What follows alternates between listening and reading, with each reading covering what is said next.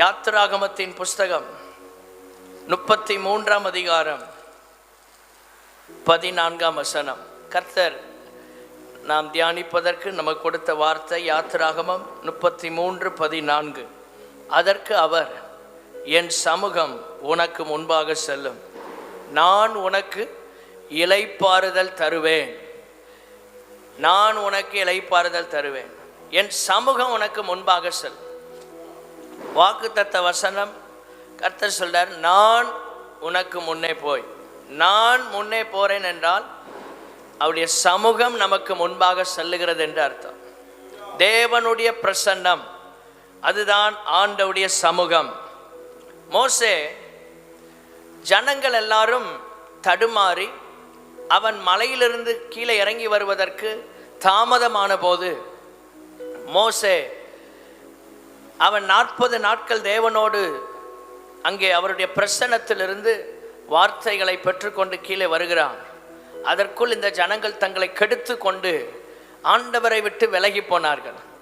ஆண்டவருடைய பிரசன்னத்தில் இருக்க வேண்டிய ஜனங்கள் கர்த்தரை விட்டு விலகிவிட்டார்கள். ஆனாலும் கர்த்தர் அவர்களுக்கு மன்னாவை கொடுத்தார். பொன் கன்றுக்குட்டியை செய்து கொண்டிருந்த போதும், செய்து அதை வழிபட்ட போதும் மன்னா நின்று போகவில்லை. சில நேரங்களில் கர்த்தருடைய ஆசீர்வாதங்கள் நமக்கு இருக்கும், ஆனால் ஆண்டவருடைய பிரசன்னம் நம்ம கூட இருக்காது. ஆண்டவர் நமக்கு முக்கியப்படுத்துகிற எம்பசைஸ் பண்ணுற ஒரு காரியம் என்னன்னா, தேவனுடைய பிரசன்னமா தேவனுடைய ஆசீர்வாதமா, ரெண்டும் தேவைதான். ஆனால் எது பிரதான தேவை என்றால் தேவனுடைய பிரசன்னம். ஹல்லேலூயா. ஆண்டவருடைய பிரசன்னம் இல்லாமல் கூட ஆண்டவருடைய ஆசீர்வாதங்கள் நமக்கு இருக்கும். ஏனென்றால் அவர் நமக்கு வாக்கு கொடுத்து விட்டார்.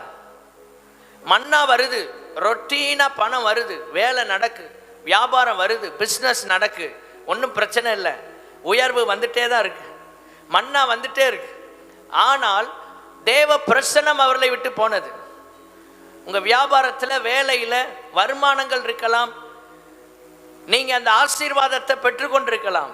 ஆனால் நீங்கள் தேவன் உங்களோடு இருப்பதற்கான அடையாளம் ஆசீர்வாதங்கள் அல்ல, ஆண்டவருடைய பிரசன்னம். ஹல்லேலூயா.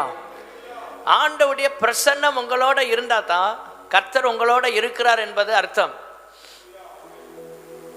எல்லா சூழ்நிலையிலும் கர்த்தர் உங்களோட இருக்க விரும்புகிறார். இந்த ஜனங்கள் தங்களுக்கு முன் செல்வதற்காக தங்களுடைய விருப்பப்படி ஒன்றை ஏற்படுத்துகிறார்கள். யாத்திராகமம் 32:1 அங்கே ஒரு வார்த்தை சொல்லப்பட்டிருக்கிறது, எங்களுக்கு முன் செல்லும் தெய்வங்களை எங்களுக்காக உண்டு பண்ணும். எங்களுக்கு முன்னால செல்றது கர்த்தராக தான் இருக்கணும். ஆனால் அந்த ஜனங்கள் சொல்றாங்க, எங்களுக்கு முன் செல்லும் தெய்வங்களை. அப்படின்னா அர்த்தம், நாங்கள் தெரிந்தெடுக்கிற ஒன்றை எங்களுக்காக ஏற்படுத்தும். தேவனுடைய பிள்ளைகளே, நம்மை லீட் பண்ணுவதற்கு, நம்மை நடத்துவதற்கு நாம ஒன்றை தெரிந்தெடுக்க கூடாது, கர்த்தர் நமக்கு அதை தெரிந்தெடுத்து தர வேண்டும். ஹல்லேலூயா. எங்களுக்கு முன் செல்லும் தெய்வங்கள், எங்களுக்கு முன்னால ஆண்டவர் செல்லணும். அதை விட்டு இவர்கள் ஒன்றை தெரிந்தெடுக்கிறாங்க. அதான் பொன் கன்றுக்குட்டி. எங்களுக்கு முன்னால் அதை போட்டோம், நாங்கள் அதை பின்பற்றி போகிறோம். இன்றைக்கு நிறைய நேரங்கள் நம்முடைய விருப்பங்களும் ஆசைகளும் நமக்கான ஒன்றை நாமே தெரிந்தெடுக்கிற நிலையில் இருக்கிறோம். தேவனுடைய பிள்ளைகளே, தேவ பிரசன்னத்தில் நீங்கள் இருக்கிறவர்களா இருந்தா உங்களுக்கான ஒன்றை, உங்களை நடத்துவதற்கு, உங்களை லீட் பண்ணுறதுக்கு நீங்கள் ஒன்றை தெரிந்தெடுக்க கூடாது, கர்த்தர் தான் தெரிந்தெடுக்க வேண்டும். ஆண்டவர் நமக்கு முன்னால் போறாருன்னா அவர் நம்மளை லீட் பண்ணுறதுக்கு ஆண்டவர் நமக்கு தெரிந்தெடுத்து தருவார். நல்ல மெய்ப்பர் இயேசு கிறிஸ்து, அவர் நமக்கு முன்னால் நம்மளை லீட் பண்ணுறதுக்கு தேவ ஊழியரில் அவரே செலக்ட் பண்ணி தர்றார். இந்த சபையை ஆண்டவரே தெரிந்தெடுத்து உங்களுக்கு கொடுத்துருக்கிறார். நீங்கள் தெரிந்து கொள்ளவில்லை, ஆண்டவரை நம்ம தெரிந்து கொள்ளலை, நமக்கு முன்னால் செல்லுகிற தெய்வத்தை நம்ம தெரிந்து கொள்ளலை, அவர் நம்மை தெரிந்து கொண்டார். நீங்கள் அல்ல, நானே உங்களை தெரிந்து கொண்டேன்னு இயேசு சொல்லுகிறார். அப்போ தெரிந்து கொள்ளுகிற அந்த நிலை வரும்போது நமக்கான ஒன்றை நாம் அல்ல, தேவன் தெரிந்தெடுத்து தர வேண்டும். கைகளை உயர்த்தி அல்லேலூயா சொல்லலாமா? ஆண்டவரே, எங்களுக்கான எதையும் எங்களை நடத்துவதற்காக இருக்கலாம், எங்கள் ஆசீர்வாதத்துக்காக இருக்கலாம், ஏதோ ஒன்று எங்களுக்கான ஒன்றை நாங்கள் தெரிந்தெடுக்க கூடாது, உங்கள் கரத்தில் கொடுக்கணும், நீங்கள் தெரிந்தெடுத்து தரணும். ஆண்டவரே, எங்களுக்கு முன் செல்லும் தெய்வங்கள் யாருக்காக உண்டு பண்ண சொல்றாங்க? எங்களுக்காக, எங்களுக்காக. ஆனால் கர்த்தர் சொல்றாரு, என் சமூகம் உனக்கு முன்பாக செல்லும். 32 அதிகாரத்தில் அவர்களா ஒன்றை தெரிந்தெடுத்து ஏற்படுத்தி இவங்களுக்கு முன்னால் செல்றதுக்கு வைக்கிறாங்க. 33 அதிகாரத்தில் கர்த்தர் ஒன்றை தெரிந்தெடுக்கிறார். அது என்னவென்றால் அவருடைய பிரசன்னம். ஆமென். அவர் சொல்றாரு, அது உனக்கு முன்னால் போகும். அவர் முன்னால் போனார்னா இளைப்பாறுதல் கிடைக்கும், நன்மைகள் நம்முடைய வாழ்க்கையில் நடக்கும். தேவனுடைய பிரசன்னத்தின் நன்மைகள். இன்றைக்கு கர்த்தர் நம்மோடு பேசுகிற செய்தி தேவ பிரசன்னத்தின் நன்மைகள், தேவனுடைய பிரசன்னத்தின் நன்மைகள். தேவனுடைய பிள்ளைகளை எது நம்மை நடத்துகிறது? ஆண்டவருடைய பிரசன்னம் உங்களை நடத்துகிறதா இருந்தா உங்க வாழ்க்கையில் ஒரு இளைப்பாறுதல் கிடைக்கும். அல்லது நீங்களே ஒன்றை தெரிந்தெடுத்து உங்களை லீட் பண்றதுக்கு நீங்க ஒன்றை தெரிந்தெடுத்தா பிரச்சனைகள் தான் உருவாகும். இளைப்பாறுதல் அவர் பிரசன்னம் முன்னால செல்லும் போது கிடைக்கும். பிரச்சனை நாம் ஒன்றை தெரிந்தெடுத்து நமக்கு முன்னால் செல்ல வைக்கும் போது வருகிறது. அதுதான் 32 அதிகாரமும் 33 அதிகாரமும். இந்த மோசே ஆண்டவர் சமூகத்தில் உன்னுடைய வழி எனக்கு அறிவியும்னு கேட்டபோது ஆண்டவர் சொல்லார், என்னுடைய பிரசன்னம் உனக்கு முன்னால் போகும். ஹல்லேலூயா. இக்கட்டான சூழ்நிலையில் கஷ்டமான போராட்டமான நாட்கள் வரும்போது நீங்கள் எப்படி எதிர்கொள்ளணும்? ஆண்டவருடைய பிரசன்னம் உங்களுக்கு முன்னால் போனால் எதிர்கொள்ளலாம். யாத்ராம 33:16 ஆண்டவரே, நாங்கள் எதினால் விசேஷித்தவர்கள், நம்மெல்லாம் ரொம்ப ஸ்பெஷலானவங்க, நீங்கள் இந்த சபையில் இருக்கிற எல்லாரும் விசேஷித்தவர்கள். எதினால்? உம்முடைய பிரசன்னம் என்னோடு கூட இருக்கிறபடினால். நீர் எங்களோட வர்றனால தான் நாங்கள் ஸ்பெஷல். ஆண்டவரே, நீங்கள் எங்கள் கூட வரலன்னா நாங்கள் விசேஷித்தவர்கள் அல்ல. அதான் 16ஆம் வசனம். நானும் உம்முடைய ஜனங்களும் விசேஷித்தவர்கள் என்று விளங்கும். எதினால்? நீர் எங்களோட வருவதினால் அல்லவா. ஆண்டவரே, உம்முடைய பிரசன்னம் எங்களோட வர்றனால தானே நாங்கள் ஸ்பெஷல் ஆனவங்கன்னு சொல்ல முடியும். இந்த உலகத்தில் பூமியில் உள்ள எல்லாரை விட நம்ம விசேஷித்தவர்கள் என்று பைபிள் சொல்லுகிற எத்தனை பேர் நம்புறீங்க? அப்போ இவ்வளோ சோகமாக உட்காந்துருப்போமா? இந்த உலகத்தில் இருக்கிற எல்லாரை விட ஞாயிற்றுக்கிழமை சர்ச்சில் வந்து இயேசுவை ஆராதிக்கிற நம்ம ஸ்பெஷலானவர்கள். ஆமென். சினிமா தேட்டரில், மதுபான கடைகளில், இன்னும் உல்லாச பயணங்களில் அப்படி உலகத்தை சுற்றி கொண்டிருக்கிற எல்லாரை விட பெரிய ஆஸ்தி செல்வந்தர்கள், உலகத்திலேயே மேன்மையானவர்கள், அரசியல் தலைவர்கள், இயேசுவை அறியாமல் இருக்கிற பெரிய பெரிய பணக்காரர்கள், அவர்கள் எல்லாரை விட இந்த சபையில் வந்து ஞாயிற்றுக்கிழமை தோறும் கர்த்தரை ஆராதிக்கிற நீங்களும் நானும் விசேஷித்தவர்கள் என்று பைபிள் சொல்லுகிறது. ஹல்லேலூயா. சர்ச்சுக்கு வராமல் வீட்டில் இருக்கிறவங்களை விட தேவனை ஆராதிக்கிற நம்ம விசேஷித்தவர்கள். அல்லேலூயா. ஸ்தோத்திரம். உங்கள் வீடு குடும்பம் முழுசும் விசேஷித்தவர்களாக மாறணும்னா கர்த்தரை ஆராதிக்க சர்ச்சுக்கு வரணும். ஞாயிற்றுக்கிழமை தேவ சபையில் நம்ம நிற்கணும். தேவனுடைய பிள்ளைகளே, எதினால் விசேஷித்தவர்கள்? நம்மளை லீட் பண்ணுறது எது? தேவ பிரசன்னமா அல்லது ஆசீர்வாதங்களா? இவர்களுக்கு தேவன் கொடுத்த ஆசீர்வாதம் தவறாக பயன்படுத்தப்பட்டது. எகிப்தில் 430 வருஷம் அடிமைகளாக இருந்தாங்க. ஆண்டவர் போகும்போது எல்லாத்தையும் கொடுத்து அனுப்புகிறார். பொன்னோடும் பொருளோடும் என்ன செஞ்சாங்க? புறப்பட்டாங்க. இது தேவன் கொடுத்த ஆசீர்வாதம். அப்படி பொன்னும் பொருளும் வந்தபோது அதை மிஸ்யூஸ் பண்ணுறாங்க. ஆண்டவரே, என்னை ஆசீர்வதியும் என்று ஜெபம் பண்ணுவது நல்லது. அதுக்கு முன்னால் ஒரு ஜெபம் பண்ணுங்க. ஆண்டவரே, நீர் தருகிற ஆசீர்வாதத்தை சரியாய் பயன்படுத்த எனக்கு உதவி செய்யும். கைகளை உயர்த்தி அல்லேலூயா சொல்லாமா? தேவனுக்காக நம்முடைய ஆசீர்வாதங்கள் பயன்படுதா அல்லது நம்முடைய விருப்பத்தை நிறைவேற்றுவதற்காக அது பயன்படுகிறதா? 2 கேள்வியை உங்களுக்கு முன்பாக வைக்கிறேன். யாத்திராகமம் 32ஆம் அதிகாரம் 1 வசனம். இந்த ஜனங்கள் தங்களுடைய விருப்பத்தை நிறைவேற்றுவதற்காக தேவன் கொடுத்த ஆசீர்வாதத்தை யூஸ் பண்றாங்க. கையிலெல்லாம் இருந்த கோல்டு, தங்கம் எல்லாத்தையும் வச்சு அவங்க ஆசை என்னது, ஒரு பொன் கன்றுக்குட்டியை செய்யணும். அதை செஞ்சிட்டாங்க. ஆனால் ஆண்டவர் சொல்றாரு, இந்த ஆசீர்வாதங்களை நாம் சரியாய் பயன்படுத்த வேண்டும். யாத்திராகமம் 33:5 கர்த்தர் சொல்றாரு, இவர்கள் வணங்கா கழுத்துள்ள ஜனங்கள், பணிய மாட்டாங்க, கீழ்ப்படிய மாட்டார்கள், அர்ப்பணம் இல்லாத ஜனம். எவ்வளவுதான் கர்த்தர் பேசினாலும் பார்வோன் ஸ்பிரிட் உங்களுக்குள்ள இருக்கு. சில நேரங்களில் எகிப்தை விட்டு வந்துட்டாங்க, ஆனால் எகிப்தில் உள்ள அந்த ஆவி இவர்களோட போராடுது. அதான் வணங்கா கழுத்துள்ள ஜனம். தேவன் கொடுத்த ஆசீர்வாதம் எல்லாமே கிஃப்டா கொடுத்தது. இவங்களை வெறுமனே வர வைத்திருக்கலாம், ஆனால் தேவன் தர்ற ஆசீர்வாதம் தேவனுக்காக பயன்படணும். கைகளை உயர்த்தி ஆமேன்னு சொல்வோம். நம்ம சம்பாதிக்கிற பணங்கள், நம்முடைய ஆஸ்தி எல்லாம் தேவனுக்குரியது. பூமியும் அதின் நிறைவும், உலகமும் அதில் உள்ள குடிகளும் கர்த்தருடையது. சங்கீதம் 24:1. 10ல் 1 மட்டுமல்ல, முழுவதும் கர்த்தருக்கு தான். அதுல 1 நாம் கர்த்தருக்கு அர்ப்பணிக்கிறோம். கைகளை உயர்த்தி ஆமேன்னு சொல்லாமா? இந்த அதிகாரங்களை நீங்க வீட்டில் போய் தியானம் பண்ணுங்கள். மலையில ஆண்டவர் 40 நாட்கள் மோசேக்கு ஆண்டவுடைய விருப்பத்தை தெரிவிக்கிறார். ஒரு ஆசரிப்பு கூடாரத்தை உண்டாக்கு.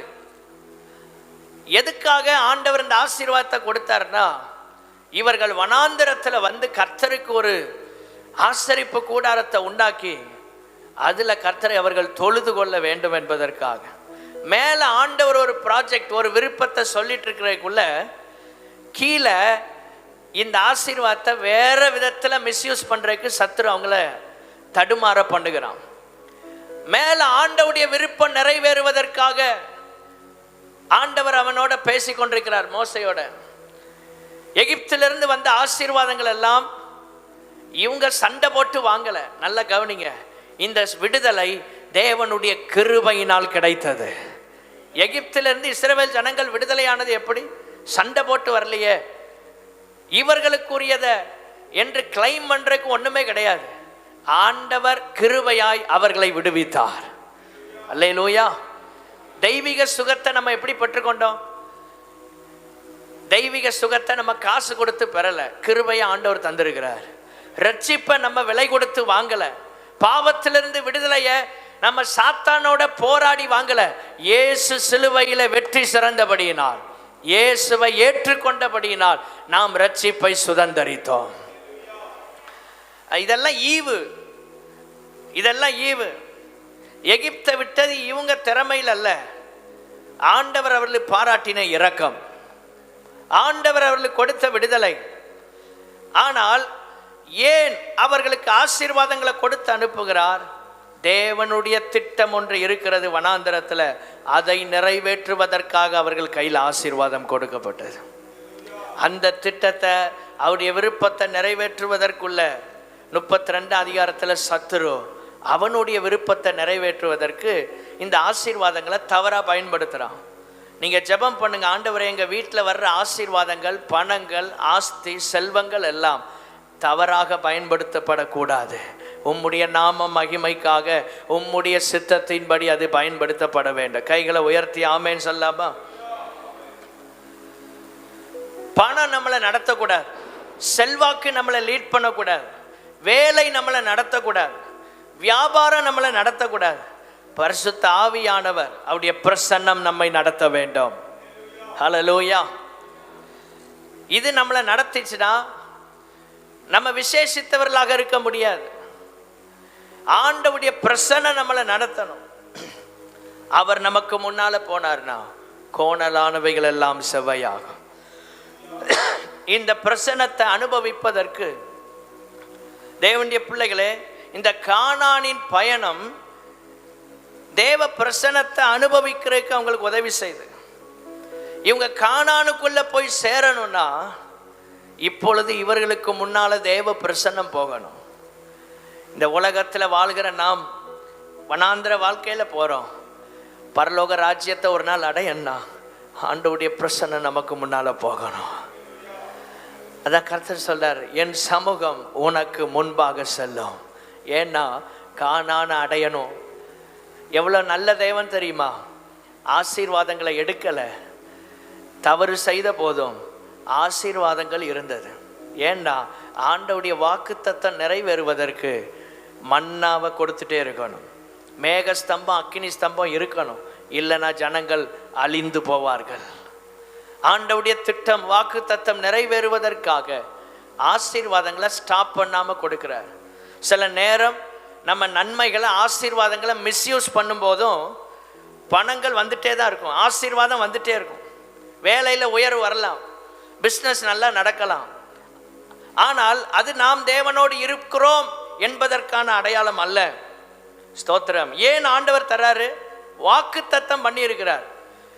நம்மளை பாதியில் கைவிட மாட்டேன்னு சொன்னார். இந்த ஆண்டவரை இந்த பைபிளை கையில் எடுத்து வரும்போது ஆண்டவர் சொன்னார், நமக்கு மரண பரியந்தம் நான் உன்னை நடத்துவேன். சொன்னதை காப்பாற்றுறதுக்காக ஆசீர்வாதத்தை தந்துட்டே இருப்பார். தேவனுடைய பிள்ளைகளே, கானான அடைகிற வரைக்கும் மன்னா நின்று போகவில்லை. ஆசீர்வாதங்கள் வரும், ஆனால் ஆசீர்வாதத்தை வச்சு கானான அடைய முடியாது. சாப்பிட்ட மன்னாவை வச்சு கானான சுதந்திரிக்கல, ஆண்டவுடைய பிரசன்னத்தை வச்சு தான் சுதந்திரித்தாங்க. கைகளை உயர்த்தி ஆமேன்னு சொல்லுவோம். ஆசீர்வாதங்கள் அல்ல, நாம் வாக்குத்தத்தத்தை சுதந்திரிப்பதற்கு ஆண்டவுடைய பிரசன்னம் நமக்கு வாக்குத்தத்தங்களை சுதந்திரிக்க உதவி செய்கிறது. 3 காரியங்களை தேவ பிரசன்னத்தை அனுபவிப்பதற்கு நமக்கு தேவை என்பதை கர்த்தர் நம்மோடு பேச விரும்புகிறார். 1 யாத்ராகமம் 34:2 பரிச்சயமான வசனம். விடியற் காலத்தில் நீ ஆயத்தமாகி சீனாய் மலையில் ஏறி அங்கே மலையின் உச்சியில் காலமே என் சமூகத்தில் வந்து நில். ராத்திரி இல்லை, காலையில் அதிகாலையில் ஆயத்தமாகி வா. என் பிரசனத்துக்குள்ள நீ வரணும்னா, என் பிரசனம் உனக்கு முன்னால போகணும்னா நீ ஆயத்தத்தோடு வா என்று கர்த்தர் மோசேக்கு சொல்லுகிறார். இந்த பகற்காலத்தில் ஆவியானவர் நம்மோடு சொல்ற வார்த்தை, தேவ பிரசன்னத்தை அனுபவிப்பதற்கு முதலாவதாக ஆயத்தம் தேவை. நம்மை ஆயத்தப்படுத்த வேண்டும். சண்டே சர்வீஸ், சனிக்கிழமை வீட்டில் ஜெபம் பண்ணி ஆயத்தப்படுங்க. வாகனங்கள் ஆயத்தப்படுத்துங்க. காலையிலே போய் பெட்ரோல் பல்கில் டைமை போக்காம முந்தின நாளே எல்லாம் செஞ்சு வச்சு எவ்வளோ தூரம் நம்ம ஆயத்தப்பட முடியுமோ, நாம் மாத்திரமல்ல நம்மை சார்ந்த அனைத்தையும் ஆயத்தப்படுத்தணும். அதுதான் சரியான ஆயத்தம். குதிரை யுத்த நாளுக்கு ஆயத்தமாக்கப்படும், ஜெயமோ கர்த்தரால் வரும். ஆயத்தமே இல்லாமல் ஆசீர்வாதத்தை பார்க்க முடியாது. இல்லை சொல்லுங்க, ஆயத்தம் இல்லாமல் ஆசீர்வாதத்தை பார்க்க முடியாது. ஒரு சர்வீஸ் நடத்துகிறோன்னா பல ஆயத்தங்கள் இந்த சபைக்குள்ளே செய்யப்படணும், இல்லைன்னா சர்வீஸ் நடத்த முடியாது. தேவ பிரசன்னத்தை உணரணும்னா ஆண்டவரே வலது கரத்தை உயர்த்தி சொல்லுங்க, நாங்கள் ஆயத்தப்பட எங்களுக்கு கிருபை தருவீராக. அதிகாலையில் எத்தனை பேர் ஆயத்தப்பட்டீங்க? ஆண்டவர் சொல்றார், விடியற் காலத்தில் நீ என்னுடைய சமூகத்தில் வரண்டா. ஆமேன். ஆயத்தத்தோடு வர வேண்டும். கிட்டத்தட்ட இவருக்கு 80 வயசுலன்னு ஊழி அழைப்பே வந்துச்சு. இப்போ 80 வயசுக்கு மேலே ஆயிடுச்சு. அதிகாலை குளிரில் எங்கே ஏறணும்? மலையில் ஏறணும். முடியாது மனுஷிகத்தில். ஆனால் ஏறுவதற்காகத்தான் ஆண்டவர் இரவில் அக்கினி ஸ்தம்பத்தை கர்த்தர் வைத்திருந்தார். எந்த இடத்துலெல்லாம் நம்ம சரீரம் கோஆப்ரேட் பண்ண மாட்டேங்கோ, ஒத்துழைக்க முடியலையோ, அந்த இடத்துல எல்லாம் நமக்கு உதவி செய்வதற்கு ஆண்டவருடைய பிரசன்னம் நமக்காய் காத்திருக்கிறது. நம்ம பாடி, நம்ம சரீரம் ஓரளவு கோஆப்ரேட் பண்ணும் ஒரு குறிப்பிட்ட வயது வரைக்கும். அதுக்கப்புறம் நீங்கள் நினச்ச மாதிரி இழுத்து போக முடியாது. எழும்பணும்னு நினச்சா உட்கார தான் தோணும், நடக்கணும்னு நினச்சா படுக்க தோணும். சரீரம் ஒத்துழைக்காது வயதாக ஆக. மோசேக்கு எப்படி இது கிடைச்சது?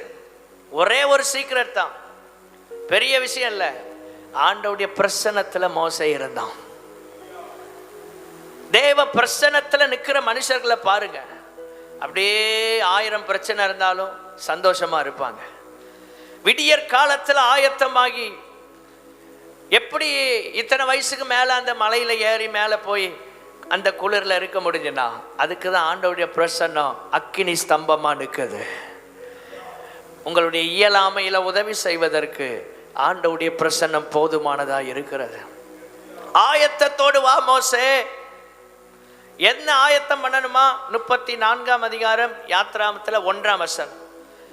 நான் சொல்ல போற வார்த்தைகளை எழுதுவதற்கு 2 கற்பலகைகளை நீ இழைத்து கொண்டு வா. 80 வயசுக்கு மேல ஆயிடுச்சு. இப்ப ஆண்டவர் சொல்றார், நான் சொல்றதெல்லாம் நீ எழுது. சர்ச்சுக்கு வரும்போது ஒரு நோட்டு பேனா கொண்டு வந்துட்டீங்கன்னா மோசே மாதிரி எழுதலாம். எழுதுனா கர்த்தர் உங்களை ஆசீர்வதிப்பார். வார்த்தை அப்படியே ஞாபகத்தில் நிற்கும். ஆண்டவர் யாருக்கு கிருபைகளையும் வரங்களையும் கொடுப்பார்னா வார்த்தைகளை எழுதி வைக்கிறவங்களுக்கு. பைபிள் முழுசும் பாருங்க, ஆண்டவர் நிறைய பேரை எழுத சொல்லுவார். ஒருவேளை அந்த பழக்கம் இல்லைன்னா நீங்கள் முயற்சி எடுங்கள். கர்த்தருக்கு ஸ்தோத்திரம். ஆமென். விடியற் காலத்தில் ஆயத்தமானோம். விடியற் காலத்தில் ஆண்டவர் பேசுகிறத கேட்குறதுக்கு ரெடியாக எல்லாம் கொண்டு வரணும். அந்த நாட்களில் சர்ச்சுக்கு வரும்போது நிறைய கொண்டு வருவாங்க. நானே பார்த்துருக்குறேன். கூட பேக்கில் எல்லாம் பார்த்தா பாட்டு புக்கே பரிபூர்ண ஜீவன்லாம் உண்டு. இப்போ அது இல்லை. அவ்வளோத்தையும் சுமந்துட்டு வருவாங்க. இன்றைக்கி ரொம்ப ஈஸியாக போச்சு. இன்றைக்கி புக்கும் கொண்டு வர வேண்டாம், பைபிள் கொண்டு வரதே அபூர்வமாக இருக்குது. எல்லாம் ஸ்க்ரீனில் டிஸ்பிளே. தேவனுடைய பிள்ளைகளே, நமக்கு வசதிகள் பெருகினாலும் ஆண்டவரே உங்கள் ஆராதிக்கிற தன்மையில் மாற்றம் வராமல் கர்த்தர் காக்கணும். வசதிகள் பெருகிறது நல்லது. நம்ம இப்போல்லாம் பார்த்து ஆராதிக்கிறோம், ரொம்ப ஈஸியாக இருக்குது. இல்லை நீங்கள் பாட்டை எடுக்கணும், நாங்கள் பாட்டை சொல்லணும், இது ரொம்ப சிரமம். பாருங்கள், கை தட்ட முடியாது. கரெக்டாக நீங்கள் கை தட்டுற நேரம் பக்கம் பறந்துடும், வார்த்தை மறந்துடும். இப்படி நிறைய சிக்கல் இருக்குது. உங்களுக்கு பாட்டை டிஸ்பிளே பண்ணுறதுனால ரொம்ப ஈஸியாக இருக்குது. வசதிகளை ஆண்டவர் தந்தைக்காய் ஸ்தோத்திரம். ஆனால் ஆராதிக்கிற தன்மையில் மாற்றம் வரக்கூடாது. கைகளை உயர்த்தி ஆமேன்னு சொல்லுவோம். ஆண்டவரே, வார்த்தைகளை எழுத ஆராதிக்கும் போது நீங்கள் பேசுகிற அனுபவங்களை உணர கர்த்தர் எங்களுக்கு உதவி செய்வீராக. ஆண்டவர் ஆயத்தத்தோடு அவனை வர சொல்றார். இன்றைக்கு நம்மிடத்தில் எதிர்பார்க்கிறது அந்த ஆயத்தம். காலையில் முதல் எத்தனை பேர் ஆண்டவரை சந்தித்தோம்?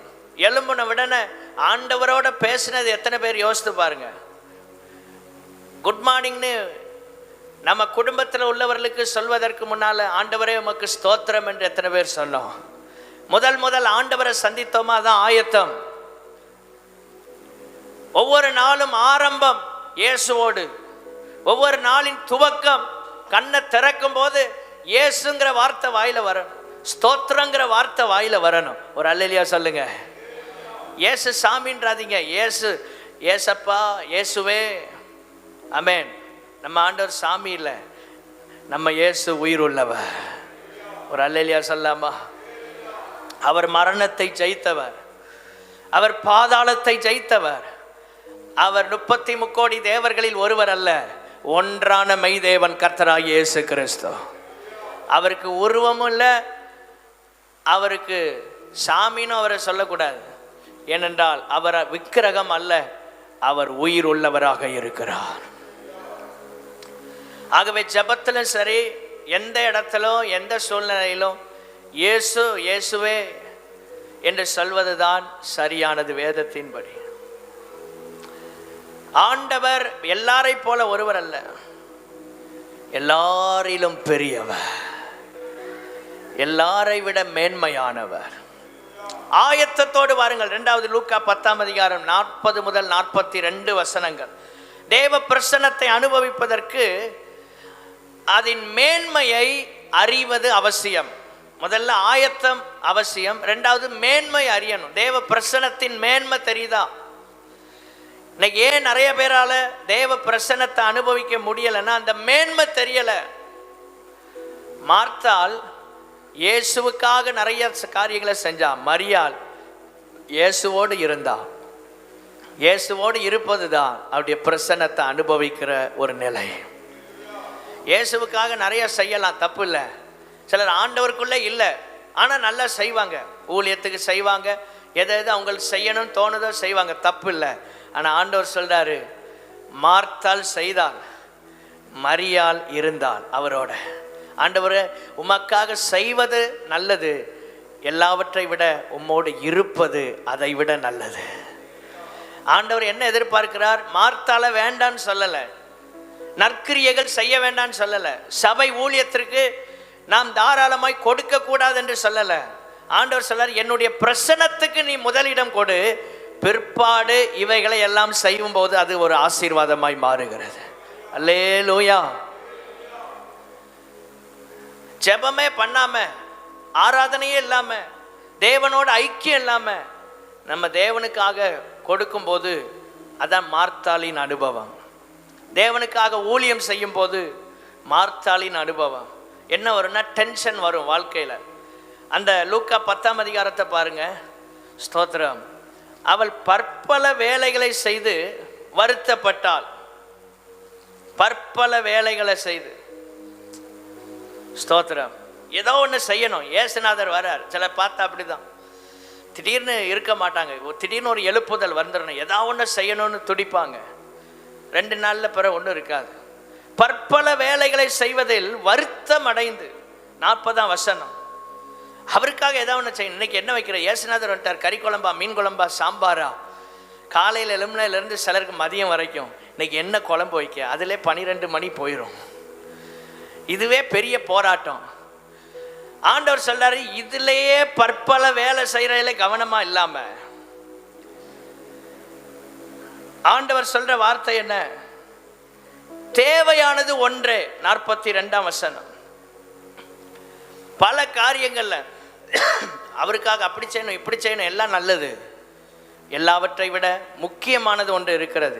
இதை செஞ்சுட்டு அதை செய்யுங்கன்னு கர்த்தர் சொல்றார். ஆமென். 42 தேவையானது ஒன்றே. எல்லாரும் சொல்லுங்க, தேவையானது. அது என்னவென்றால், தன்னை விட்டு எடுபடாத நல்ல பங்கு. அதுதான் தேவனுடைய பிரசன்னம். நம்மை விட்டு எடுபடாத நல்ல பங்கு நம்ம வாழ்க்கையை விட்டு இது ஒரு நாள் விலகாது.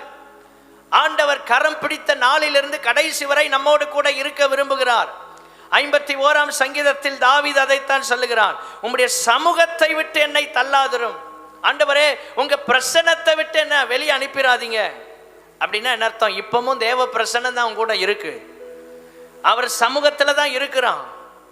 ஆனா அவரை விட்டு விலகி இருக்கிறான். ஆவியானவர் வருத்தத்தோடு இருக்கிறார். தேவனுடைய பிள்ளைகளே, எடுபடாத நல்ல பங்கு.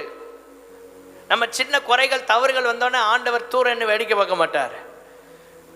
நமக்குள்ளதான் இருப்பாரு, ஆனா வருத்தத்தோடு இருப்பார். ஆண்டவரே, உங்க பிரசன்னம் என் கூட இருக்கிறதுக்காக ஸ்தோத்திரம். வருத்தப்படுகிற நிலையில் அல்ல, நீர் மகிமைப்படுகிற நிலையில் உம்மை நாங்கள் வைத்து கொள்ள கிருபை தாரும். நமக்குள்ள இருக்கிற தேவ பிரசன்னம், ஆவியானவர் நம் மூலமாய் மகிமைப்பட வேண்டும். அவர் வருத்தப்படக்கூடாது. இந்த உலகத்திலே பெரிய பொக்கிஷம், ட்ரெஷர் என்ன? உலகத்திலேயே பெரிய பொக்கிஷம் என்ன தெரியுமா? தேவனுடைய பிரசன்னம் தான். இந்த உலகத்திலேயே மிகப்பெரிய ஆசீர்வாதம் நமக்கு முன்னால செல்லுகிற தேவ பிரசன்னம். உலக காரியங்கள் எல்லாம் அவசியம். மத்தேயு 6:33, முதலாவது தேவனுடைய ராஜ்யத்தையும் அவருடைய நீதியையும் தேடுங்கள், அப்பொழுது இவைகளெல்லாம் உங்களுக்கு கூட கொடுக்கப்படும்.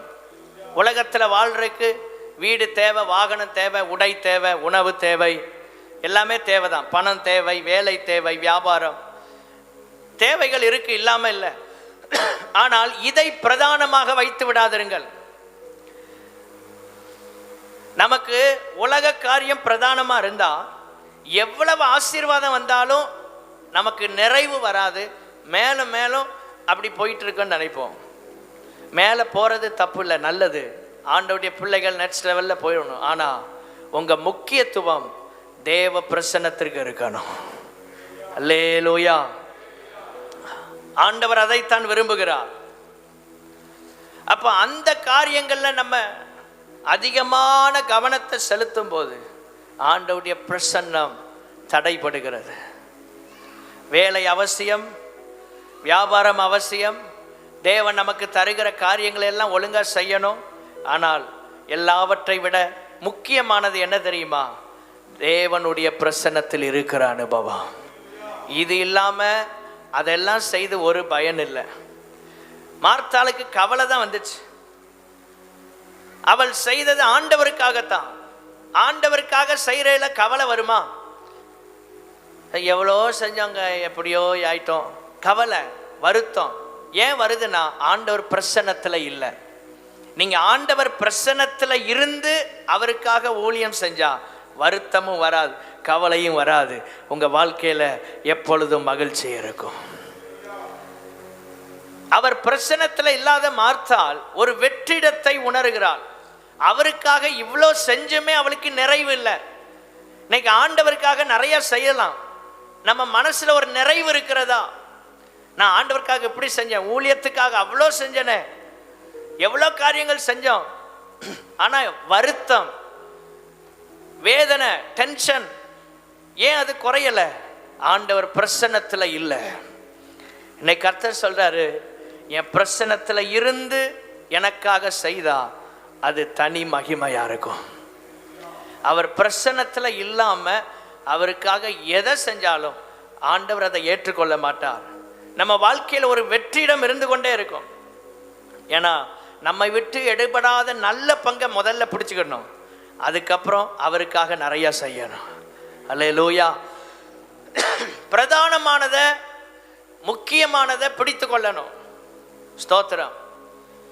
அதுக்கப்புறம் மீதமுள்ள காரியங்கள்லாம் நம்ம வாழ்க்கையில தன்னால வரும். அதான் இயேசு சொல்ல, முதலாவது தேவனுடைய ராஜ்யத்தை அவருடைய நீதியையும் என்னுடைய பிரசன்னத்துக்கு முதலிடம் கொடுங்க,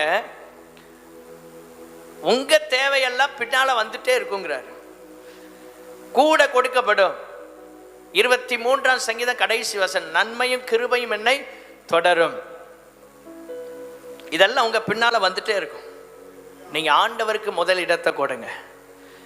1 மணி நேரம் ஜெபம் பண்ண டைம் இல்லை, நம்ம ஓடி ஓடி உழைக்கிறோம். ஆண்டவர் அதை விரும்பல. அவர் பிரசன்னத்தில் 24 மணி நேரத்தையும் நமக்கு தந்தவர் தேவன். அதுல ஒரு 1 மணி நேரம் ஆண்டவர் கொடுக்க கூடாதா? ரொம்ப கேட்கல.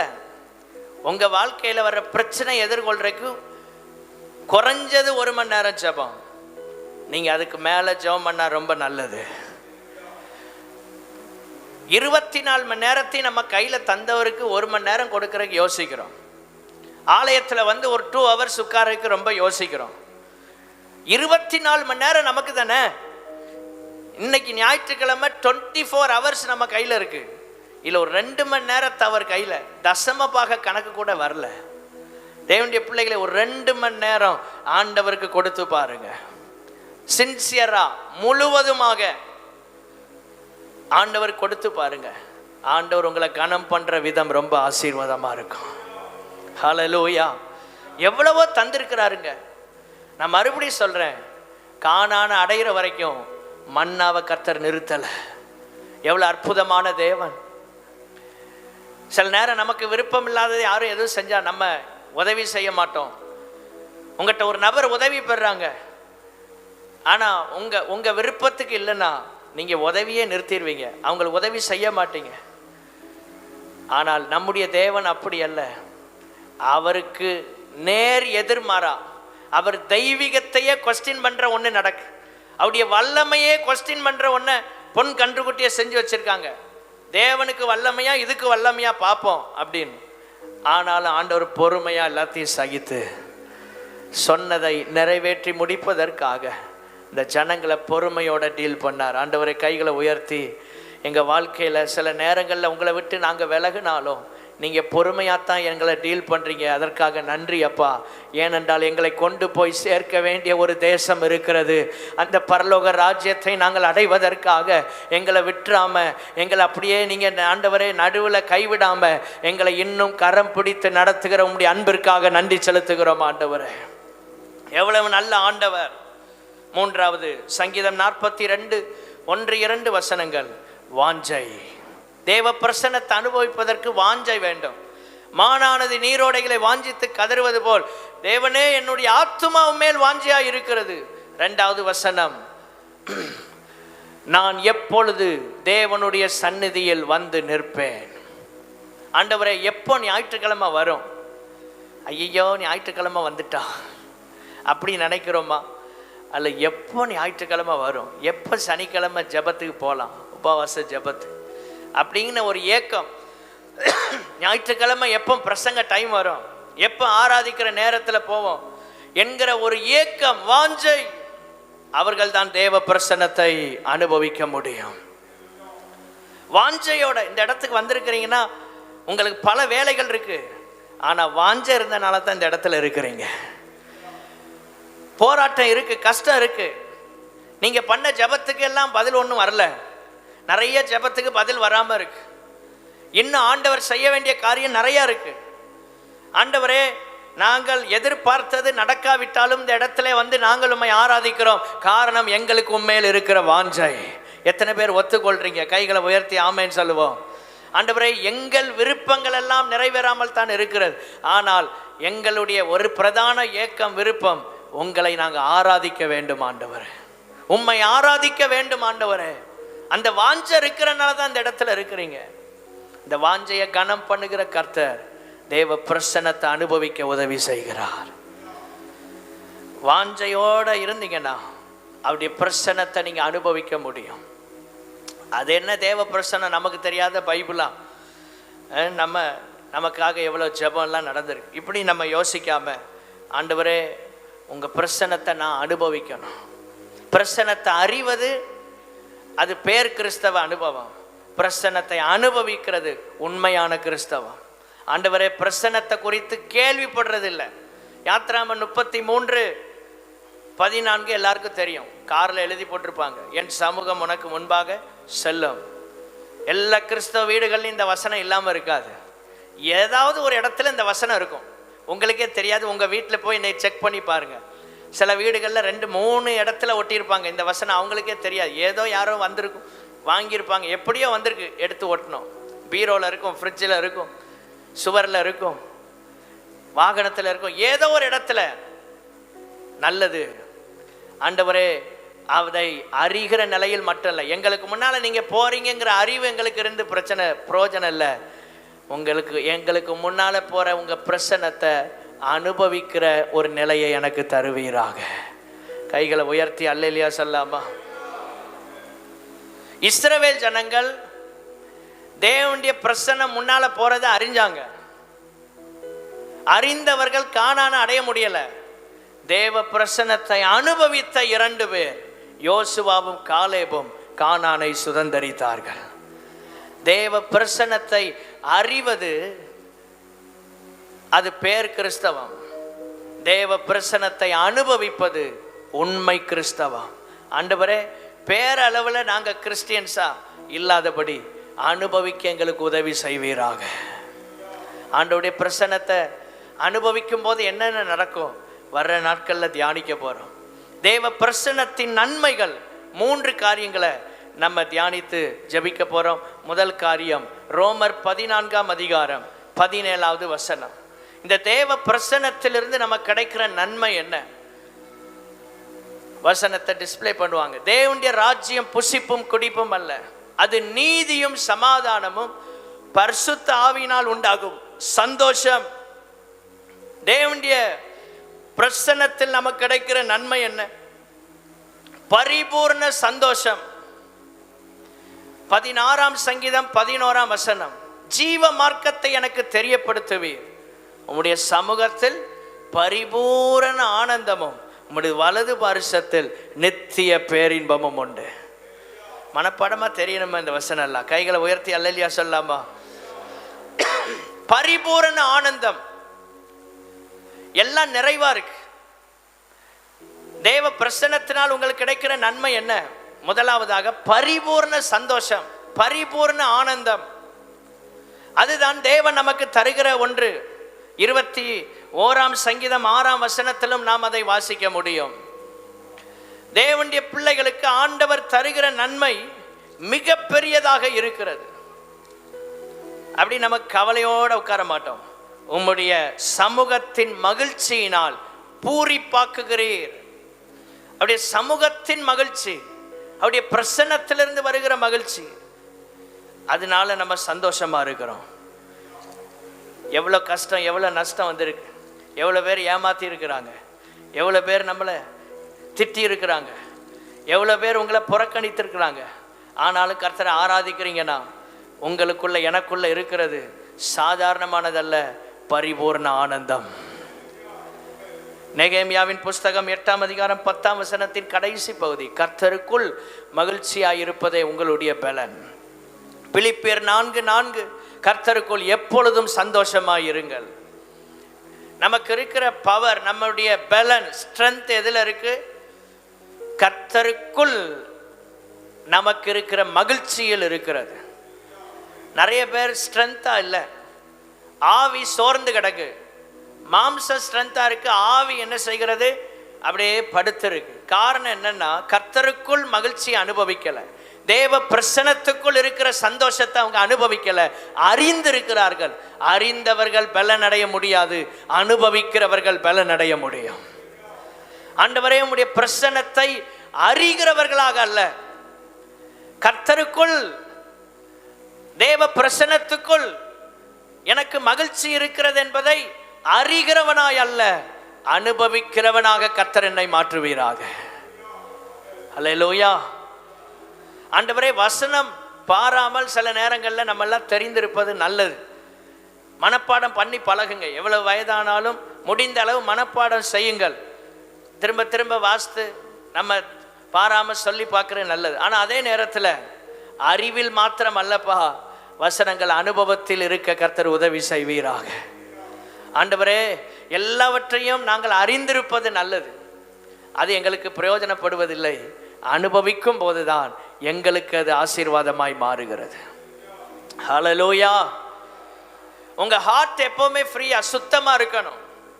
நீங்க பரிபூர்ண ஆனந்தமா இருக்கன்னா, பரிபூர்ண சந்தோஷத்தை அனுபவிக்கன்னா, எபேசியர் 4:30 32 வரைக்கும் சொல்லப்பட்டிருக்கிறது.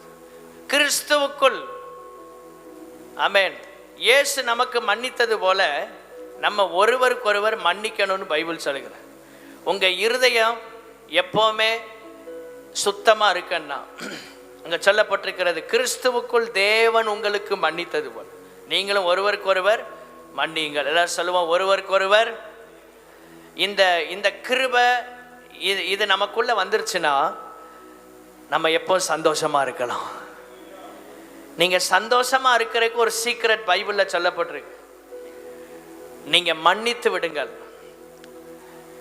மன்னிப்பு என்பது ஒருவர் செய்த தவறை மறைப்பதல்ல, அல்லது அதுக்கு நம்ம எக்ஸ்கியூஸ் கொடுக்கறது இல்லை. உங்க மைண்டை விட்டு அது வெளியே போயிடும். நீங்க ஒரு ஆளை மன்னிச்சிட்டீங்கன்னா உங்களுக்கு என்ன பயன் தெரியுமா? உங்களுக்கு என்ன பயன்? உங்க மைண்ட் ஃப்ரீ ஆயிரும். இல்லைன்னா உங்க மைண்ட்ல ஒரு கசப்பு இருந்துட்டே இருக்கும். உங்க மனதில் ஒரு போராட்டம் இருக்கும், ஒரு குற்ற உணர்வு இருக்கும்.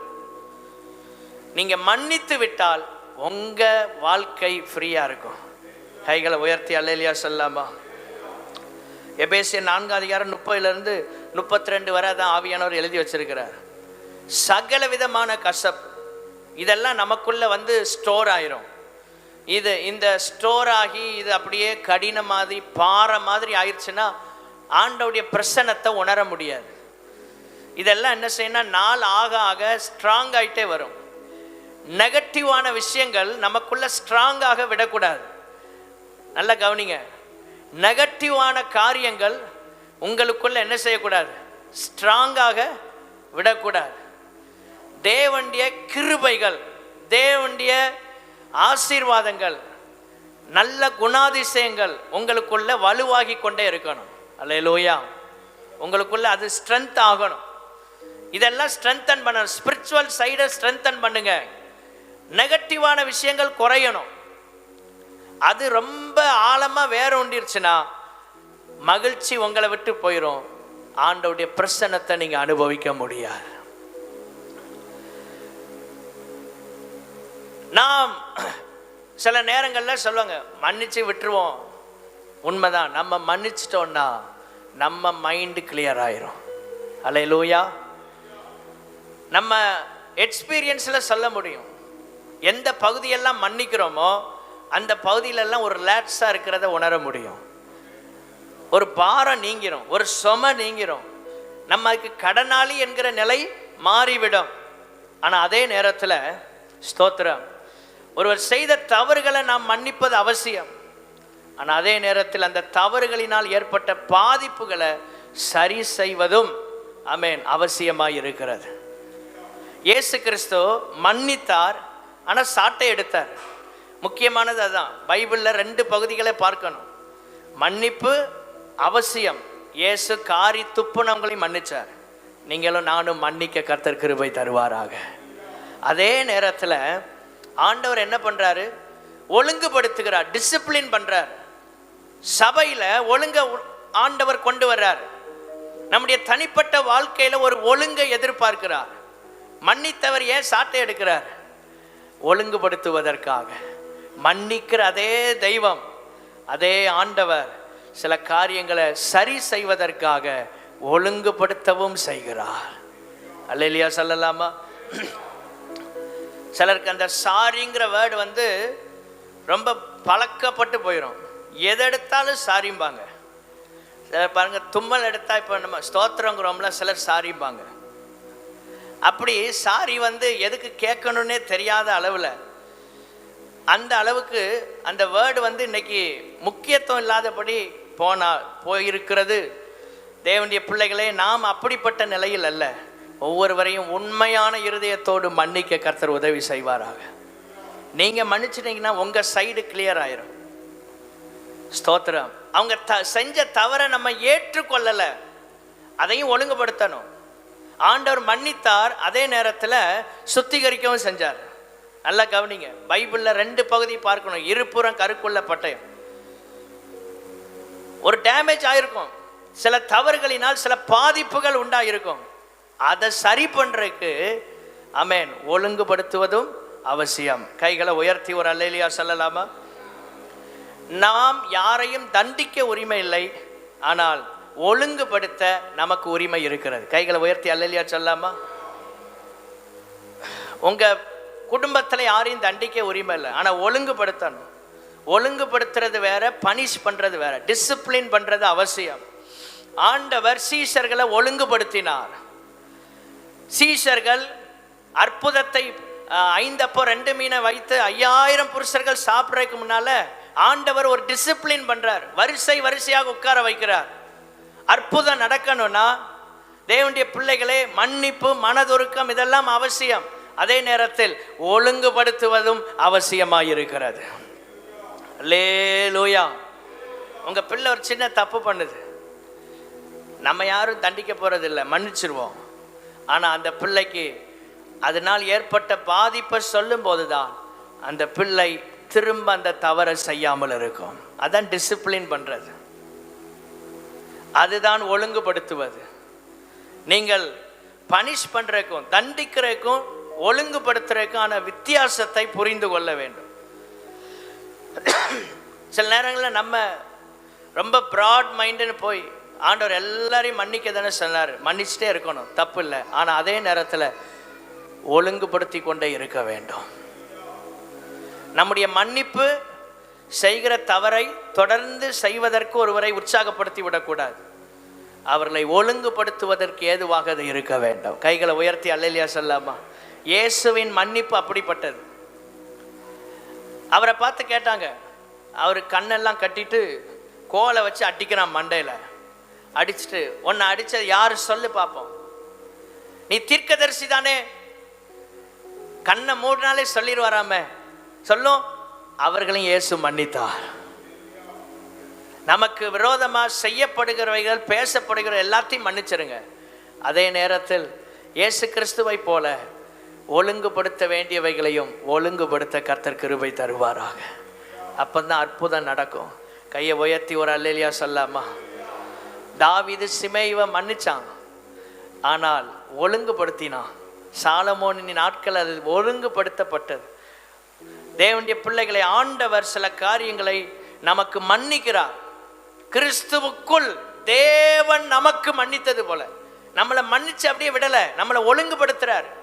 இளையகுமாரனை தகப்பன் மன்னித்து மட்டும் விடலை, அவனை திரும்ப வீட்டில் இருக்க வைத்தார்.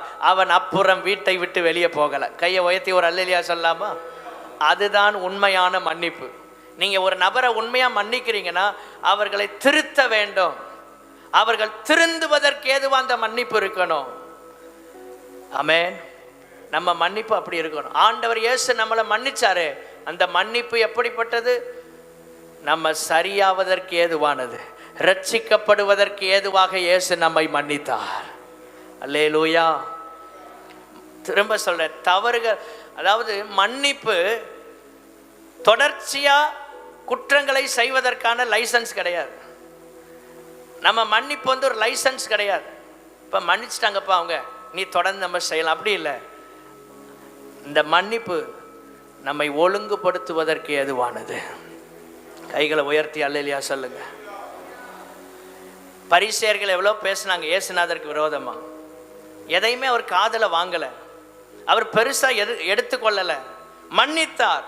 ஆனால் அதே நேரத்தில் சரி செய்வதற்கு போதனைகளையும் கொடுத்தார். அவங்க பேசினதை அவர் ஏற்றுக்கொள்ளலை, சீஷர்களுக்கு காரியங்களை சொல்லி ஒழுங்குபடுத்துறார். பரிசேயர் புளித்த மாவு கொப்பா இருக்கிறாங்க அப்படிங்கிறத தெளிவாக சொல்றார். தேவனுடைய பிள்ளைகளே, நம்முடைய வாழ்க்கையில் இயேசு கிறிஸ்து ஒரு சிறந்த மாதிரி. அவர் சிலுவைக்கு போகும்போது பயப்படலை. பவுல் சிறைச்சாலையில் பிலிப்பியர் 4:4 சொல்றாருல, சிறையிலிருந்து எழுதின நிருபம் தான் பிலிப்பிய நிருபம். சிறைச்சாலையில் இருக்கும்போது அவர் சந்தோஷம் குறையல. ஏனென்றால் ஆண்டவருடைய பிரசன்னம் அவரோடு இருக்கு. ஆண்டவருடைய பிரசன்னம் அவரோடு இருக்கு. உங்க வாழ்க்கையில தேவ பிரசன்னம் உங்களோடு இருந்தா ஸ்தோத்திரம், உங்க வாழ்க்கை ஆசீர்வாதமா இருக்கு.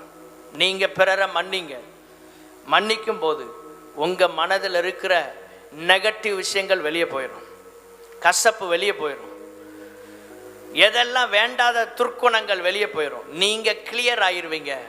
உங்களை ஆவியானவருடைய பிரசன்னத்தினால நிரப்புவார். ஆண்டவர் எதிர்பார்க்கிறதெல்லாம் தான். ஆல்பர்ட் ஐன்ஸ்டீன் நமக்கெல்லாம் தெரியும். அவர் ஒரு முறை விதமாய் சொன்னார், week people revenge, strong people forgive, intelligent people ignore. அதாவது பலவீனமானவர்கள் பழி வாங்குவார்கள், வலிமையானவர்கள் மன்னிப்பார்கள், புத்திசாலிகள் புறக்கணிப்பார்கள். ஆண்டவரே, சவுல் அவனுக்கு விரோதமாக சொல்லப்பட்ட வார்த்தைகளை காதலே வாங்கல, இக்னோர் பண்ணான். அதனால உள்ள போகல. உள்ள போனாதான் மன்னிக்கணும். உள்ள போக முன்னாலே புறக்கணிச்சிட்டோம்னா பிரச்சனையே இல்லை. கைகளை உயர்த்தி அல்லேலூயா சொல்லாமா? பலவீனமானவங்க தான் பழி வாங்குவாங்களாம். ஆல்பர்ட் ஐன்ஸ்டைன் சொல்றார், நம்ம வாழ்க்கை பலவீனமா இருக்கா, யாராவது ஒரு ஆள் நமக்கு என்ன செஞ்சாங்களோ அதை திரும்ப செய்யாம தூக்கம் வராது. நம்ம பலம் உள்ளவர்கள் அப்படின்னா மன்னிச்சிருவோம். அதை விட ஒரு படி மேலே போய் சொல்றாரு, புத்திசாலிகள் ஞானம் உள்ளவங்களா இருந்தா புறக்கணிச்சுட்டு போவோம். அந்த நபர் அல்ல, அவர் சொன்ன வார்த்தையை, அந்த நபரை அல்ல, அவர் செய்த கிரியைகளை. தேவனுடைய பிள்ளைகளே, இப்படிப்பட்ட சுபாவங்கள் நமக்குள்ள உருவாகணும். எல்லாத்தையும் போட்டு மைண்ட்ல ஏத்தாதீங்க, காதுல ஏத்தாதீங்க. சவுல் காது கேளாதவன் போல் இருந்தான். அதான் இக்னோர் பண்றது. சொன்னவங்கள அல்ல, சொல்லப்பட்ட வார்த்தையை. தேவனுடைய பிள்ளைகளே, தீங்கு செய்கிறவர்களே அல்ல, எந்த விதத்துல தீமை வருது, என்ன வார்த்தை வருது, அதை இக்னோர் பண்ணிடணும். ஆண்டவருடைய வார்த்தையை மட்டும் ஏற்றுக்கொண்டீங்கன்னா உங்க வாழ்க்கை ஆசீர்வாதமா இருக்கும். எதுக்கு சொல்றேன்னா, நீங்க சந்தோஷமா இருக்கிறதுக்கான வழி அதுதான். நீங்க பலம் உள்ளவங்களா இருக்கிறீங்களா, மன்னிச்சிருங்க. நீங்க ஞானம் உள்ளவங்களா இருந்தா புறக்கணிச்சுட்டு போயிட்டே இருங்க. யாரையும் புறக்கணிக்காதீங்க. உங்களுக்கு விரோதமா பேசப்படுகிற வார்த்தைகளை புறக்கணிங்க. உங்களுக்கு விரோதமா செய்யப்படுகிற கிரியைகளை புறக்கணியுங்கள். அவைகளை பெருசா நினைக்காதீங்க. பைபிள் நமக்கு சொல்லுகிறது, உனக்கு விரோதமாய் உருவாக்கப்படும் எந்த ஆயுதமும் வாய்க்காதே போகும். கைகளை உயர்த்தி அல்லேலூயா சொல்லாமா? இந்த வார்த்தை இருக்குங்க நம்ம கூட, இந்த வசனம் நம்ம கூட இருக்கு. கவலைப்பட வேண்டிய அவசியமே இல்லை. இந்த பைபிளை மட்டும் கையில் வச்சிருந்தீங்கன்னா நீங்க எதை குறித்து கவலைப்பட வேண்டாம். உங்களுக்கு விரோதமா என்ன எழுதப்படணுமோ எழுதப்படும், என்ன பேசப்படணுமோ போடும், எவ்வளவு பிளான் பண்ணாலும் பிரச்சனை இல்லை. இந்த பைபிளை மட்டும் கையில வச்சிருங்க. உங்க வாழ்க்கையை ஆண்டவர் அற்புதமா மாற்றுவா. உன் பக்கத்தில் 1000 பேரும் உன் வலதுபுறத்தில் 10,000 பேர் விழுந்தாலும் அணுகாதான். 10,000 பேர் வந்தாலும் ஜெயிக்க முடியாதான். யார முடியாது? ஆண்டவருடைய பிரசன்னத்தில் இருக்கிறவர்கள முடியாது. ஸ்தோத்திரம். ஆண்டவருடைய பிரசன்னத்தில் இருக்கிறவர்களை எதுவும் அசைக்க முடியாது. மன்னிச்சிருங்க, பரிபூர்ண ஆனந்தம் உங்களில் நிலைத்திருக்கும். பரிபூர்ண ஆனந்தம். இயேசு கிறிஸ்து சீஷர்களுக்கு, இந்த வாரம் கேர்சல் பாடாது தான் எடுத்திருந்தேன், சீஷர்களுக்கு ஒரு சிறந்த மாதிரியை அவர் வைத்து போனார். 3 வருஷத்தில் இயேசு கிறிஸ்து அவரிடத்துலேருந்து என்னென்ன காரியங்களை கற்றுக்கொண்டிருப்பாங்க, பைபிள்லேருந்து நீங்களே தியானம் பண்ணி பாருங்க. அவர் சாப்பிட்ட விதம், அவர் தூங்குகிற நேரம், அவர் ஊழியம் செஞ்ச விதம், ஒருவரை ஒருவர் பார்க்கும்போது அவர் பேசின விதம், பழகுகிற விதம், இதெல்லாம் சீஷர்களுக்கு மாதிரியாக இருந்துச்சு. அதை பின்பற்றி சீஷர்கள் ஊழியம் செய்தார்கள். கைகளை உயர்த்தி அல்லேலியா சொல்லாமா? சிறந்த மாதிரி. நிறைய காரியங்களை இக்னோர் பண்ணிட்டார் இயேசு கிறிஸ்து. அவருக்கு விரோதமாக என்னெல்லாம் சொன்னாங்க, அதெல்லாம் நிறைய காரியத்துக்கு அவர் பதில் பேசவே இல்லை. அதுக்கு அவர் காது கேளாதவர் மேலே போயிட்டார். தேவனுடைய பிள்ளைகளே சில இடங்கள்ல அமைதியாக இருப்பது நல்லது. அதை காதிலே கொண்டு வரக்கூடாது. உங்கள் இருதயத்தை நீங்கள் சுத்தமாக காத்துக்கொள்ளுங்க. கைகளை உயர்த்தி ஒரு அல்லேலியா சொல்லாமா? தேவனுடைய பிள்ளைகள் எல்லாரையும் மன்னிக்க கர்த்தர் உதவி செய்வாராக.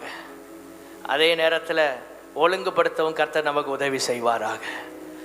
மன்னிக்கிற நாம் ஒழுங்குபடுத்த தவறினால் தவறு செய்கிறவர்கள் தொடர்ந்து அதை செய்வார்கள். ஒரு பிள்ளை ஒரு பொருளை கீழே போட்டு உடைக்கி, தண்டிக்க வேண்டாம், அந்த பிள்ளையை மன்னிச்சுட்டு ஒழுங்குபடுத்தணும். இந்த பொருளை கீழே போட்டு உடைச்சனால எவ்வளோ பாதிப்பு. இதை ஏன் உடைக்கக்கூடாது? ஒழுங்குபடுத்தி கற்றுக் கொடுக்கும் போது அந்த பிள்ளைகள் பிற்காலம் ஆசீர்வாதமாக இருக்கும். இளைய குமாரனை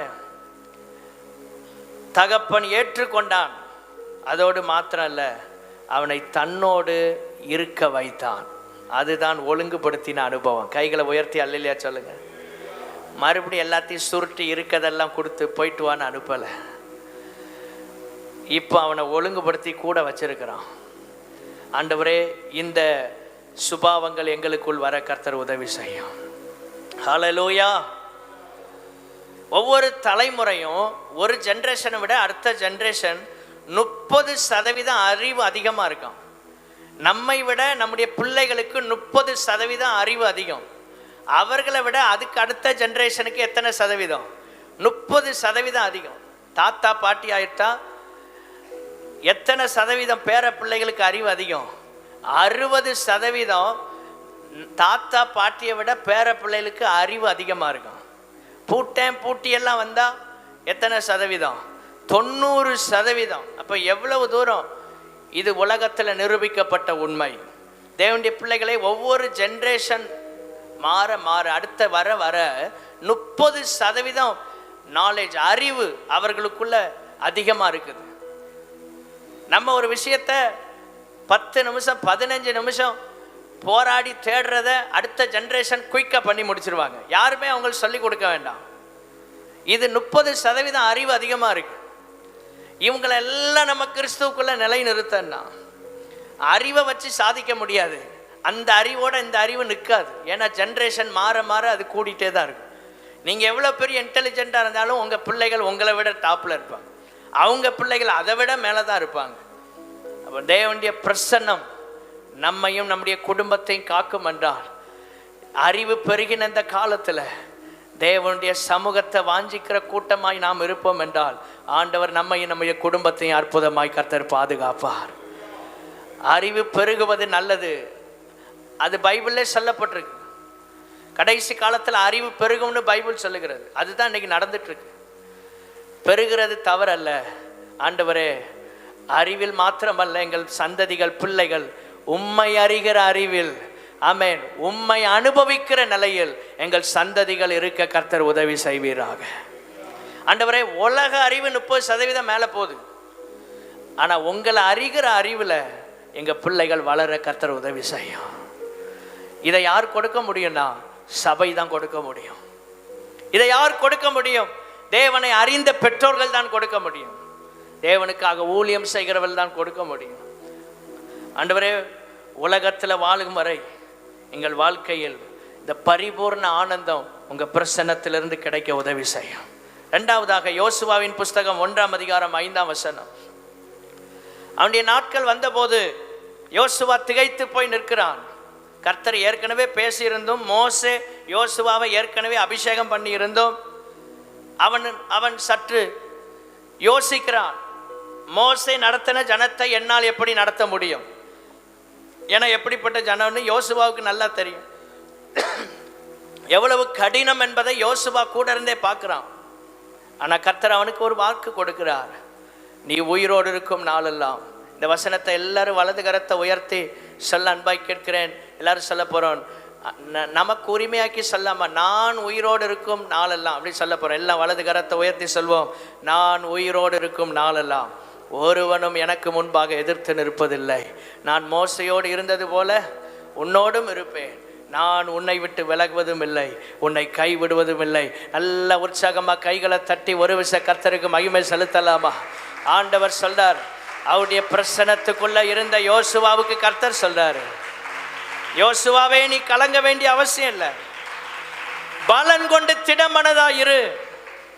இரண்டாவது தேவ பிரசன்னத்தின் நன்மை என்னவென்றால், நாம் ஒருபோதும் அசைக்கப்படுவதில்லை. யோசுவாவே கொஞ்சம் அசைக்கப்படுமான்னு யோசிக்கிறியோ? கொஞ்சம் கூட அசைவு வராது. ஏனென்றால் மோசைய இவ்வளோ நாள் மோசே இந்த ஜனத்தை எப்படி நடத்தினாரு? என்னுடைய பிரசன்னத்தை வைத்து தான் நடத்தினார். அதே பிரசன்னத்தை நான் உன் கூட வச்சிருக்கிறேன். தேவனுடைய பிள்ளைகளை இவ்வளோ காலம் ஆண்டவர் நம்மளை எப்படி நடத்தினாரு? அவருடைய பிரசன்னத்தை நமக்கு முன்னால் அனுப்பி நடத்தினார். இனியும் அதே தேவன் நம்மை நடத்த போதுமானவர். நம்புகிறவங்க ஒரு அல்லேலூயா சொல்லாமா? யாத்ராகமத்தின் புஸ்தகம் 33ஆம் அதிகாரம் 11ஆம் வசனம். மோசே ஆண்டவருடைய பிரசன்னத்தில் முகமுகமா ஆண்டவரோட பேசினவன் என்று பைபிள் சொல்லுகிறது. 80 வயசுல மலையில ஏறுறாரு. இந்த ஸ்ட்ரென்த் ஆண்டவருடைய பிரசன்னத்தில் தான் கிடைக்குது. 120 வயசுல கூட கண் பார்வை குறையல, கேட்ராக் வரவே இல்லை. இப்போ கேட்ராக் வர்றது பாவம் இல்லை, கர்த்தருக்கு ஸ்தோத்திரம். அவனுக்கு இல்லை, பிரச்சனை வரலாம், வியாதி வரலாம், கண்களில் பிரச்சனை வரலாம், ஆனால் ஆண்டவர் உங்கள் சுகத்தை தருவார். 120 வருஷம் கண் பார்வை குறையவே இல்லை. காரணம் 33ஆம் அதிகாரம் 11ஆம் வசனம். ஒரு சிநேகிதனை போல கர்த்தரும் மோசையும் பேசிக்கொண்டே இருக்கிறாங்க. நீங்கள் எப்பொழுதும் இளமையாக சந்தோஷமாக உங்கள் வாழ்க்கை ஹாப்பியாக இருக்கண்டா, ஆண்டவுடைய பிரசன்னத்தை அனுபவிக்கிறவங்களா மாறுங்க. எதுவும் உங்கள் மைண்டை பாதிக்காது. அதாவது காதில் வரைக்கும் வரும், மைண்டுக்குள்ளே ஏற விடாமல் ஆண்டவர் பிரசன்னத்தில் போய் உட்காந்துடணும். மோசை ஏன் அடிக்கடி 40 நாள் மலைக்கு போனார்? இங்கே ஒரே குழப்பமாயிரும். ஐயா இவன் ஏன் ஆடை தூக்கிட்டான், அவன் எனக்கு இப்படி பண்ணிட்டான் அப்படி பண்ணிட்டான், பாப்பா ரொம்ப டார்ச்சர் ஆகுது. பேசாமல் மேலே போய் ஆண்டவர் பிரசன்னத்தில் உட்கார்ந்தா அங்கே பலனை ஆண்டவர் தர்றாரு. நீங்கள் எங்கேயும் மலைக்கு போக வேண்டாம், ஆலயத்தில் வந்து உட்கார்ந்து, இன்னைக்கு மலை என்பது சபை தான். கைகளை உயர்த்தி அல்லேலூயா சொல்லாமா? இவ்வளோ வசதி வந்ததுக்கப்புறமும் மலையை தேடி போகக்கூடாது. ஆண்டவர் சபையைத்தான் வச்சுருக்காரு. வந்து நீங்கள் எப்போனாலும் ஜெபம் பண்ணலாம். இங்கே பேர் எழுதி கொடுத்தவங்க தான் ஜெபம் பண்ணணும் இல்லை, யாருனாலும் சபையில் வந்து ஜெபம் பண்ணலாம். உங்களுக்கு எப்பெல்லாம் ஜெபம் பண்ண தோணுதோ வந்து ஜெபம் பண்ணுங்க. தேவனுடைய பிள்ளைகளே, அப்படி மோசே போய் உள்ளே உட்கார்ந்து தேவ பிரசன்னத்தில் இருந்தனால அவருடைய முகம் பிரகாசித்தது. அவரோடு இருந்த யோசுவா எப்படிப்பட்டவர்? மோசே வீட்டுக்கு போயிடுவார் ஜெபம் பண்ணிட்டு, ஆண்டவரோட பேசிட்டு அவர் கொஞ்ச நேரம் அவர் பிரசன்னத்தில் இருந்துட்டு அவர் வீட்டுக்கு போய் தூங்க போயிட்டார். 11ஆம் வசனத்தில் பாருங்க, யோசுவாவோ அந்த தேவ பிரசன்னத்தை விட்டு அவன் பிரியாதிருந்தான். இதுதான் ஒரு கிறிஸ்தவன் அசைக்கப்படாத நிலையில் இருப்பதற்கு தேவையான ஒரு காரியம். உங்களை எந்த சூழ்நிலையும் அசைக்காமல் இருக்கணுமா? புலம்பிட்டே இருப்பாங்க, ஐயோ என்ன நடக்குன்னு தெரியலையே, நாளைக்கு என்ன நடக்கும். சிலர் நல்லா இருந்தாலும் சில ஆட்கள் புலம்ப விட்டுருவாங்க. என்ன உங்களுக்கு இந்த கதை தெரியாதா, அந்த கதை தெரியாதா, அப்படி ஆக்கும் இப்படி ஆக்கும் அப்படியே சொல்லி ஆண்டவர் பிரசன்னத்தில் உட்காரக்கே நேரம் இல்லை. தேவனுடைய பிள்ளைகளே, உலகத்தோட பேசுங்க, எல்லாம் துர்ச்செய்தியாக தான் வரும். நான் ஆண்டவர் சமூகத்தில் போய் உட்காருங்க, நிம்மதியான பாடல்கள் வரும், வசனங்கள் வரும், ஆண்டவர் உங்களை பலப்படுத்திட்டே இருப்பார். யோசுவா பிரியாம இருக்கிற ஆண்டவுடைய பிரசன்னத்தை விட்டு அவனை பார்த்து கர்த்தர் சொல்றாரு, நீ உயிரோடு இருக்கும் நாளெல்லாம் ஒருவனும் உனக்கு முன்பாக எதிர்த்து நிற்பதில்லை. தேவனுடைய பிள்ளைகளுடைய பிரசன்னத்தை விட்டு பிரியாம இருக்கிறவங்களுக்கு கிடைக்கிற நன்மை என்னன்னா, ஒரு நாளும் நீ இருக்கிற வரைக்கும் உன் ஸ்தானத்தை யாரும் அசைக்க முடியாது. யோசுவாவே, உங்களுக்கு காம்படிஷன்ல, வேலையில, பிசினஸ்ல எத்தனை பேர் இருந்தாலும் உங்களை யாராலும் அசைக்க முடியாது. காரணம், நீங்க தேவ பிரசன்னத்துல இருக்கிறவர்கள். கைகளை உயர்த்தி அல்லேலூயா சொல்லாமா? நீங்க படிக்கிற பள்ளிக்கூடத்துல, கல்லூரியில எத்தனையோ பேர் காம்படிஷனுக்கு இருக்கலாம், ஆனா உங்களை அசைக்க முடியாது. காரணம், நீங்கள் தேவ பிரசன்னத்தில் இருக்கிறவர்கள். வேலையில பல பேர் காம்படிஷன் இருக்கும், ஆனால் நீங்க அசைக்கப்படாம இருக்கிறீங்க. காரணம், ஆண்டவருடைய பிரசன்னம் உங்களுக்கு ஹெல்ப் பண்ணிட்டு இருக்கு. மூன்றாவது, கடைசியா சங்கீதம் 97:5 தேவ பிரசன்னத்தின் நன்மைகள்ல மூன்றாவது, கர்த்தருடைய பிரசன்னத்தினால் பர்வதங்கள் மெழுகு போல உருகி போயிட்டு. சர்வ பூமியினுடைய ஆண்டவரின் பிரசன்னத்தினாலேயே உருகி போயிட்டு. சாதாரண தேவனுடைய பிரசனம் அல்ல, சர்வ பூமியினுடைய ஆண்டவர், முழு உலகத்திற்கும் இரட்சகர், அவருடைய பிரசன்னத்துக்கு முன்னால பர்வதம் எல்லாம் மெழுகு போல உருகுது. உங்க வாழ்க்கையில இருக்கிற ஆமென் மலை போன்ற பிரச்சனைகள் எல்லாம் ஒன்றுமில்லாமல் போகும். மூன்றாவது நன்மை, கடினமானவைகள் லகுவாய் போகும், அல்லது கடினமானவைகள் இல்லாமல் போகும். உருகி போச்சுன்னா என்ன? மெல்ட் ஆயிடுச்சு, ஒண்ணுமே இல்லை, மெல்ட் ஆயிடுச்சு, அவ்வளவுதான். பிரச்சனையே இவ்வளவு பெருசா இருந்தது அப்படி உருகிட்டு. ஐஸ்கிரீம் கேக்கெல்லாம் கொஞ்ச நேரம் வச்சா அப்படி உருகி ஒன்றும் இல்லாமல் போயிடும். அது மாதிரி கொஞ்ச நேரம் வெயிட் பண்ணுங்க ஆண்டவர் பிரசன்னத்தில். ஆண்டவர் பிரசன்னத்தை உங்க வாழ்க்கையில பிரச்சனையில ஆமென் நீங்க காத்திருந்து தேவ பிரசன்னத்துக்கு இடம் கொடுத்தீங்கன்னா அவைகளெல்லாம் ஒன்றுமில்லாமல் போவதை நீங்கள் கண்ணால் காண முடியும். ஒன்றும் சாதிக்க வேண்டாம், யாரையும் போய் பார்க்க வேண்டாம், யார்ட்டையும் போய் நிற்க வேண்டாம். கடினமானவைகள் இல்லாமல் போகும். மலை போல் நிற்கிறவைகள் எல்லாம் பனி போல போய்விடும். ஒண்ணுமே இல்லை, சீக்ரெட் ஆண்டவருடைய பிரசன்னம். எல்லாரும் இருக்கிற இடத்தில் எழுந்து நின்று, ஆண்டவரே